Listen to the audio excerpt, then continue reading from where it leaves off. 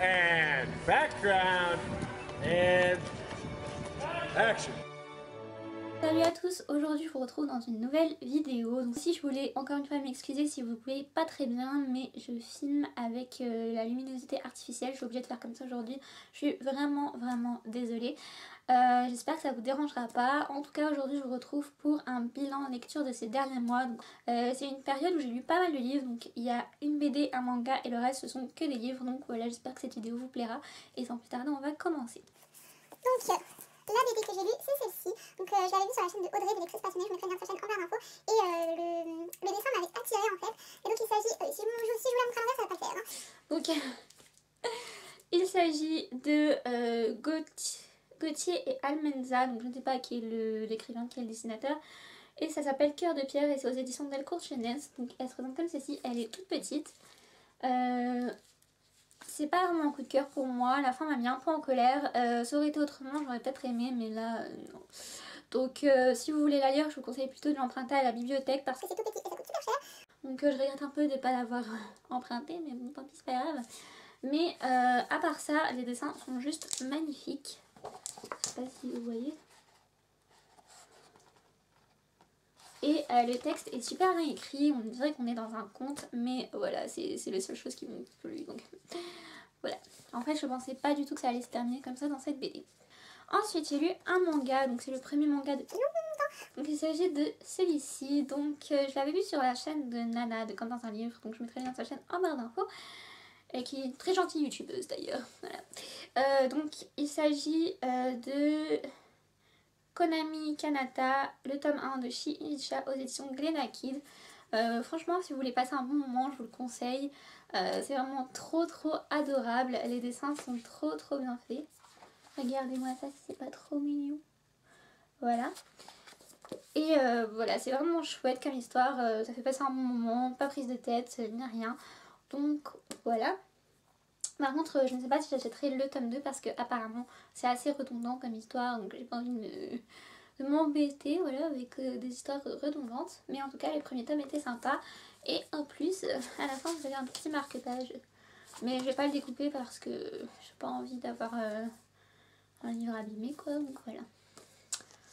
Ensuite, le reste, ce ne sont que des livres. Donc il y en a 1, 2, 3, 4, 5. Alors le premier, c'est celui-ci. Donc lui, c'est un livre que j'ai lu au mois d'avril, que je voulais chroniquer.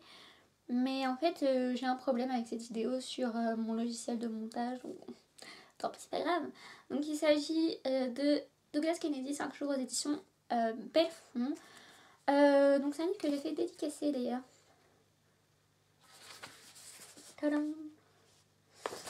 J'avais vu ce livre sur la chaîne de Claudia de lecture de livres et je voulais me faire mon avis dessus et franchement je regrette un peu d'avoir commencé par celui-là. C'est une lecture assez mitigée. Il y a des trucs qui ont fait que en fait il se passait pas grand chose, c'était sympa de découvrir les deux personnages etc. Mais bon voilà, si on doit attendre la fin pour qu'il se passe un truc, je veux dire pas la peine d'écrire autant de pages hein. Voilà.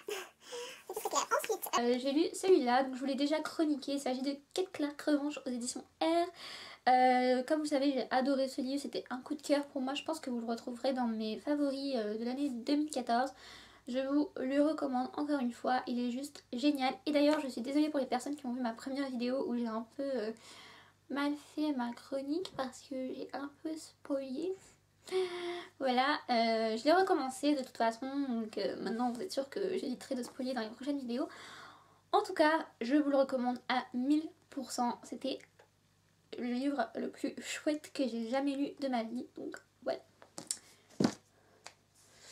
Ensuite, j'ai lu ce livre-là, donc il s'agit de Katia Millet, Tes mots sur mes lèvres aux éditions Fleuve Noir, collection Territoire. Que j'ai lu en lecture commune avec Juju, donc Juline de la chaîne Juju Bookin, je vous mettrai le lien de sa chaîne en barre d'infos, je crois que j'ai utilisé tout ça sur le nom là. Pareil, c'est vraiment une chouette youtubeuse, je vous conseille vraiment d'aller voir sa chaîne. C'est un livre qu'on a adoré toutes les deux. Je le chronique enfin, ouais, super. Donc voilà, c'est vraiment un livre super chouette, j'adore ce genre d'histoire, drama, etc. Et pour le coup, j'ai adoré, vraiment. Bon, la fin m'a un peu surprise, je vous l'avoue, mais j'ai passé un excellent moment. Voilà, les points de vue sont très bien dosés, c'est pas comme avec le livre de Musso, n'est-ce pas? Un coup de cœur encore une fois, donc il est fort probable que vous le retrouverez aussi dans mes favoris 2014, mais on n'en est pas encore là, n'est-ce pas? Mais voilà, je vous recommande ce livre à 1000% également. Ensuite, j'ai lu ce livre-là, donc c'est John Green, La face cachée de Margot aux éditions Gaimard Crypto. Donc c'est mon 3e livre de John Green en français pour l'instant. Et c'est celui que j'ai le moins aimé de tous. Je trouvais que l'histoire c'était assez redondant, ils allaient toujours au même endroit. À part la fin. La fin ça allait, mais franchement... je me suis un peu ennuyée en lisant ce livre. Au début, ça a commencé assez fort et je me suis dit, ah, c'est chouette et tout. Mais bon, au bout d'un moment, ça commence un petit peu à être long. Et quand on lit un livre ou 3 mois, il faut se poser une question quand même. Donc voilà, j'ai pas trop aimé. C'est pas le John Green que je vous recommande. Mais j'étais contente de l'avoir lu. Et c'est pas lui qui m'arrêtera de lire les autres John Green. Donc voilà. Et ensuite, j'ai lu ce livre-là. Donc il s'agit de Marissa Meyer, Les Chroniques lunaires, le tome 1, Cinder aux éditions Pikachu, donc Pocket Jeunesse. C'est vrai que j'entendais beaucoup parler de ce livre, notamment par Nana, comme dans un livre. Mais j'avais un peu peur parce que c'est ma première dystopie depuis super longtemps. je suis un peu en retard. Et j'avais vraiment peur. Les 30 premières pages, on a un peu du mal à rentrer dans l'histoire, voilà, mais après ça elle se lit tout seul, je ne pensais qu'à ce livre. Je crois que c'est le livre que j'ai lu le plus vite, enfin l'un des livres que j'ai lu le plus vite. J'ai adoré l'histoire, l'univers, l'auteur a très bien réussi à mélanger le passé et le présent, qui est un présent assez proche. Mais... pas trop quand même, et franchement j'adore, je trouve que l'héroïne est super forte. Tous leurs personnages ont leur trait de caractère, on retrouve vraiment des scènes de Cendrillon, c'est vraiment génial, une très bonne réécriture de conte que je vous conseille fortement. D'ailleurs j'ai le tome 2 qui m'attend dans ma pelle. Ensuite j'ai lu un livre qui était encore dans ma pile de livres à commencer, donc tout ce que je vous ai présenté c'était dans ma pile de livres commencés, hein. Voilà, donc il s'agit de celui-là, donc c'est Camille de Peretti, Nous sommes cruels aux éditions Roman Stock. C'est un livre épistolaire que j'avais fait dédicacer. Voilà, donc c'est mon premier livre dédicacé. Et donc comme je l'ai dit, c'est un roman épistolaire, je ne sais pas s'il est très connu sur la Bloco, mais en fait en gros, c'est des jeunes qui s'écrivent. Et franchement, moi qui aime tout ce qui est épistolaire, etc., j'ai adoré ce bouquin. Sauf, bon, j'avoue, l'une des pages un peu sur... Enfin, certaines lettres, je me demandais vraiment ce qu'elles faisaient là. C'était un peu compliqué aussi à suivre, mais j'ai passé vraiment un très bon moment, j'ai vraiment adoré. C'est peut-être pas le coup de cœur de l'année, parce que comme je vous ai dit, voilà, il y a certaines lettres, on se dit mais pourquoi elle est là? Et puis il y a certains passages assez compliqués à suivre, mais j'ai juste adoré ce bouquin. Donc voilà, si vous pouvez encore le trouver, je sais pas s'il est encore trouvable, je vous le conseille. Surtout pour ceux qui aiment le contemporain, etc. C'est vraiment top.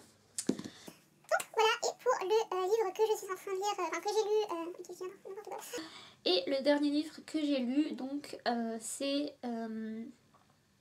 un livre que j'ai lu sur ma liseuse, donc je vais pas vous le montrer là, je vous mettrai une photo ici, voilà.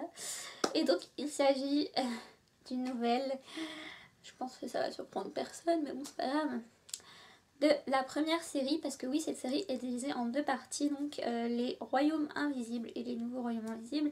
Et donc cette nouvelle fait partie de la première série, donc les royaumes invisibles, et elle s'appelle Dangereuse Féerie, écrite par Julie Kagawa, publiée aux éditions Harlequin, collection d'Arkis. Et donc on retrouve nos chers héros. Dans cette nouvelle, on retrouve nos chers héros Puck et Ash dans leur quête.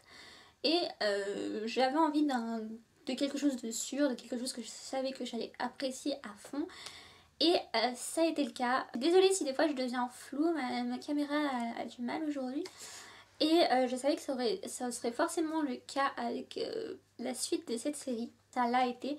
C'est vrai qu'au début, j'avais un peu peur que ça se passe comme avec Twilight. J'avais peur que l'auteur, ne fasse pas de point de vue avec Puck, et elle l'a fait dans cette nouvelle. Et j'ai jamais autant rigolé avec les royaumes invisibles parce que Puck est vraiment tordant. Bon... Enfin, comment dire, Voilà, en fait dans cette nouvelle, l'auteur a fait tomber un peu les masques sur nos deux héros, on sait pourquoi ils agissent comme ça, leurs véritables pensées, etc. Et ça j'ai vraiment adoré, c'était vraiment une très bonne nouvelle. D'ailleurs j'étais triste quand j'ai vu que c'était la fin de l'histoire, mais bon c'est pas grave. Donc voilà, je vous recommande Les Royaumes Invisibles encore une fois, c'est vraiment une très bonne nouvelle. Donc voilà, j'espère que cette vidéo vous aura plu. Je suis désolée si j'ai pas dit certains résumés, mais la plupart des livres que je vous ai présentés sont assez connus normalement, donc bon, je vous ai dit juste les deux derniers.